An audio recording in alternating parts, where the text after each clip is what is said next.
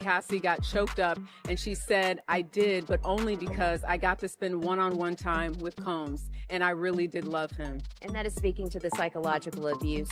He rose from Harlem intern to billionaire boss. Now he's staring at racketeering charges that could lock him away for life. She stayed silent for years. Today, she's the government's star witness, reading his own texts back to him. Drug-fueled freak-offs, hush money offers, A-list names dragged into evidence, a judge forced to halt proceedings over graphic proof. The question isn't just what happened between Cassie and Diddy, it's whether the fallout will reach every corner of the music industry. Federal prosecutors wasted no time framing their case. Sean Combs, age 55, allegedly ran a criminal enterprise that used fame, money, and muscle to traffic women for nearly 2 decades. They read out 5 counts, racketeering conspiracy, plus 4 sex trafficking charges, each carrying up to 20 years. Together, they could stack into a de facto life sentence. Working for Diddy for 6 years trained me to have to be perfect. Working for Diddy? Absolutely. I love Diddy. You know, he's a good friend of mine. He's a good guy. He expects... Is he a good guy? I don't want to answer that Oh, question. wow. I think he's a good guy. I'm going to stick up for him. The defense countered with a simple refrain: messy relationship, not organized crime. They previewed consensual texts, a quick 2023 civil settlement offer, and warned the jury against retro-labeling kink as felony. Yet observers note the indictment's RICO language lets prosecutors argue pattern plus profit, the same playbook once used against mob families. If jurors swallow that theory, every explicit text could look less like romance and more like evidence of command and control. Trial watchers expect prosecutors to call former security guards who handled cash payments and travel bookings. If even one flips and confirms the enterprise structure, the defense will struggle to frame this as mere lovers' quarrel.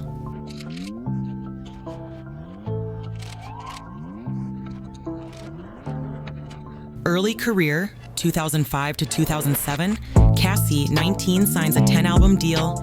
Combs, then 36, becomes boss, boyfriend, stylist, and gatekeeper all at once.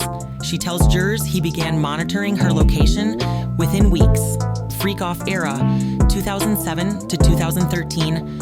Under oath, she describes drug-laced encounters with male escorts that Combs staged and filmed, calling them freak-offs.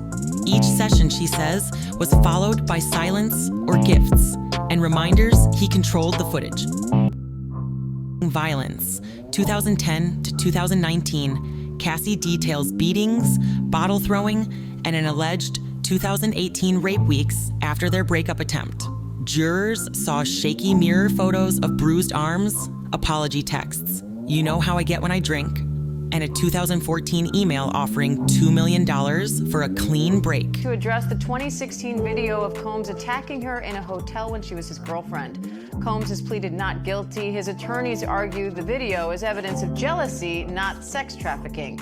And now for the first time, jurors are hearing what Cassie has to say about that and other aspects of their 10-year relationship. At some point in time, she actually had said that she looked forward to the freak-offs. Why did Cassie express looking forward to these said freak-offs? When the prosecution asked her, "Was there ever a time that you enjoyed the freak-offs?" this is when Cassie got choked up, and she said, "I did, but only because I got to spend one-on-one time with Combs." Prosecutors have subpoenaed medical providers listed in Cassie's phone. Expect ER records and STD treatment bills to appear next week, corroborating physical abuse claims and undercutting consent. Lawsuits, but to hear her on the stand actually giving those details, reliving those moments herself. Also, you have to remember, she's very pregnant right now. So I'm gonna be curious to see how long she makes it on the stand, how she's emotionally able to weather all of these questions. And what's gonna be interesting to watch is, you know, the defense from the very start in their opening statement said that she chose to be there. So I'm going to be curious to see how she responds to questions about. Reporters said Combs entered day 3 flashing a thumbs up to spectators, seemingly unfazed. That calm cracked when defense cross-examination turned graphic. Judge Aaron Subramanian abruptly called an unscheduled recess as photos and language grew explicit, giving everyone, including a suddenly stone-faced defendant, a chance to regroup. While no cameras are allowed, sketch artists captured Combs leaning forward, jaw clenched, scribbling notes to lawyer Mark Garagos each time Cassie mentioned money or career leverage. Observers in the overflow room tweeted that he looked calm until the dollar amounts came up. Court insiders predict prosecutors may introduce airline manifests showing escorts flown coast to coast on bad boy corporate accounts. If that happens, jurors will connect paper trails to Cassie's anecdotes, pushing Combs' composed courtroom image closer to a breaking point. After recess, prosecutors projected a carousel of screenshots. Bruise photos attached to time-stamped iMessages, text apologies from Combs, whatever you need to make this right. Cash offers, $2 million, NDA, new condo. Celebrity DMs, a Grammy-winning rapper, what I saw tonight wasn't right, my guest room's free. Producer text, I told him to get help, call me when you're safe. Defense tried to strike the celebrity messages as hearsay. The judge admitted them, noting they go to Combs' state of mind. Reporters counted at least 11 A-list names, none accused of wrongdoing, but all now linked to the story. Expect subpoenas for 2 of those industry friends. Prosecutors may not need them to testify in person, but even the threat could pressure settlements in parallel civil suits and keep headlines blazing through summer. Garagos zeroed in on Cassie's own words, explicit 2013 messages where she appeared enthusiastic about freak-offs, plus a 2015 interview calling Combs her biggest supporter. Cassie acknowledged the texts, saying, I told him what he wanted to hear so life wouldn't get worse.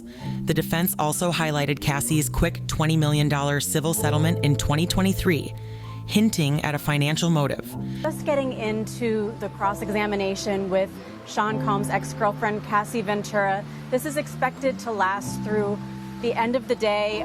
The defense has been told that they really need to get this witness off the stand. The prosecution has pressed the fact that she is very pregnant. It's hard to emphasize just how pregnant she looks on that stand, Errol. 8.5 months as she testifies about this very, very graphic exchanges and experiences that she had with Sean Combs. They started out by revisiting an incident that we have talked about a lot during this trial at the Intercontinental Hotel. There is security footage of that the jury and likely many people have seen. But prosecutors countered. The criminal investigation began months before that deal, sparked by multiple accusers, not just Cassie. Speculation. The defense is rumored to be weighing a risky move, calling Combs himself late in the trial. If they sense jurors leaning heavily on Cassie's credibility, putting Diddy on the stand could humanize him, or hand prosecutors a target-rich cross-exam ripe with prior statements. Brand hits. Diageo dissolved its C-Rock venture. Fashion retailers pulled Sean John collabs. Revolt TV board issued a statement distancing day-to-day ops from its founder. AP News streaming services quietly throttled Diddy playlists, and marketing agencies are advising top artists to pause public alignment until verdict. Legal horizon. Upcoming witnesses include a former driver who tracked cash payouts, an accountant who handled wire transfers, and an ex-bodyguard already granted partial immunity.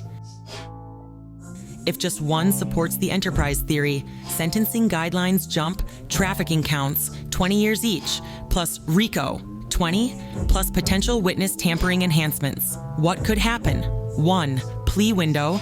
Legal analysts say if testimony stays this lopsided through week 4, Garagos may pursue a mid-trial plea, something like 15 to 18 years, to prevent a possible life-plus sentence. 2.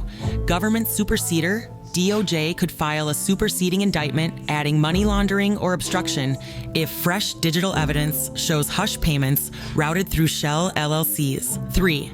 Industry shockwave. A conviction would invite a wave of civil suits from other alleged victims.